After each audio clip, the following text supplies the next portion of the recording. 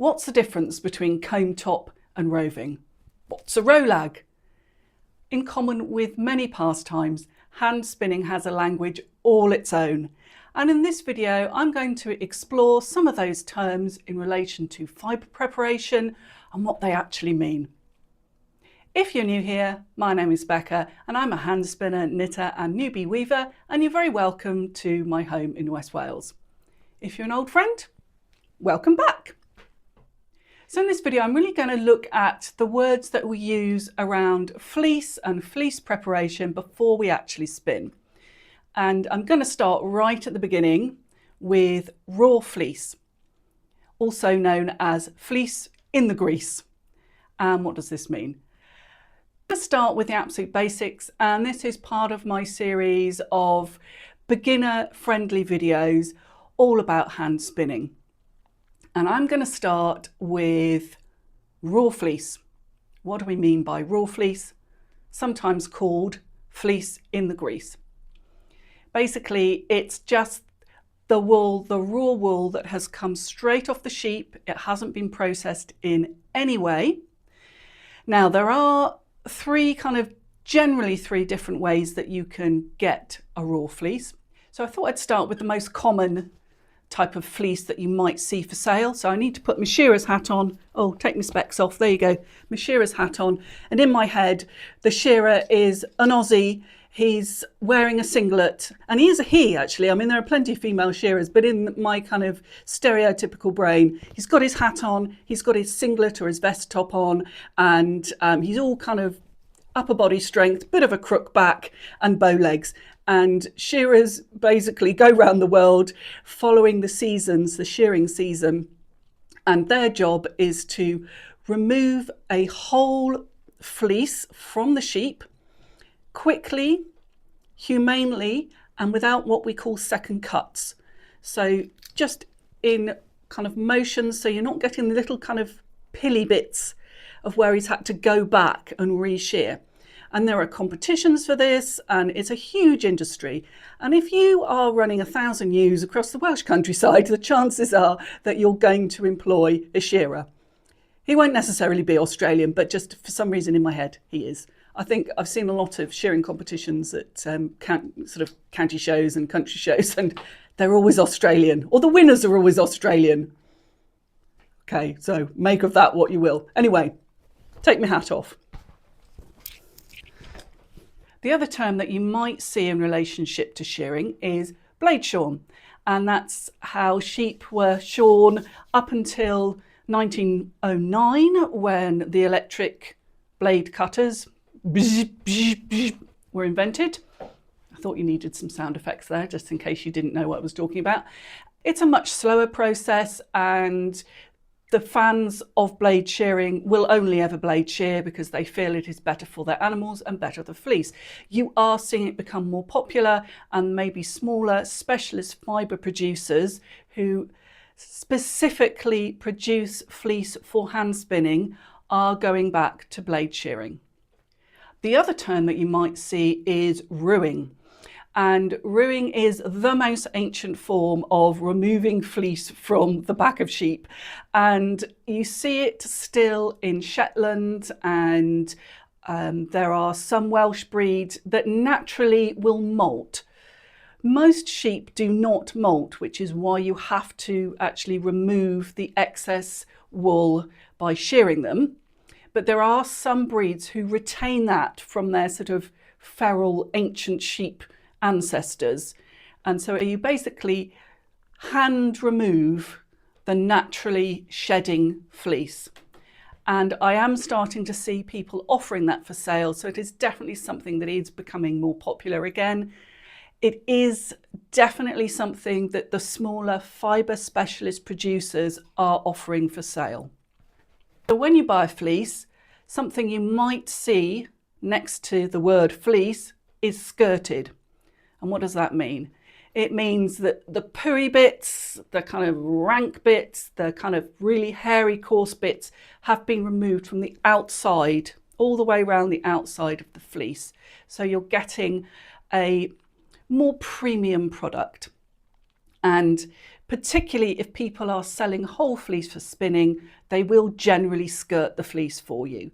So you will pay a little bit more for a skirted fleece than you will for just a raw fleece in the grease that hasn't had anything done to it. So if you buy some of these raw preparations, you're going to have to actually prepare the fleece yourself for spinning. Some people like to spin what's called spinning in the grease. Not a fan, but I would recommend that you try it if you've never tried it before. And basically you're kind of taking a chunk of the fleece and just flick carding it so that there are no knots in it, and spinning it without washing it. And some people love it. As I say, I'm not a fan, but plenty of people really like doing that. So really, if you've never tried it, really do try it, because you might find that it's your thing. So the next thing you might see is scoured fleece, and that's where the fleece has actually been put into a bath with some kind of detergent. You can get specialist scouring detergents, and the lanolin and the worst of the dirt has been removed, and it's then been dried, but it hasn't been processed any further than that. So as a hand spinner, before you spin it, you're going to want to do some kind of preparation. So you might card it or comb it. So a combed preparation is traditionally used for a worsted spin, and a carded preparation is traditionally used for a woolen spin.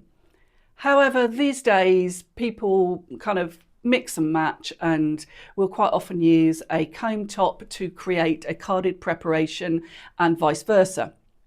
And you've got hackles and wool combs and carders and blending boards and drum carders, which is a whole other video.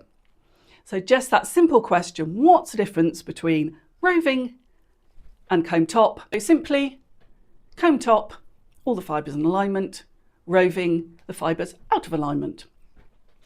So there are other preparations that you'll see for sale, and one of them is a bat.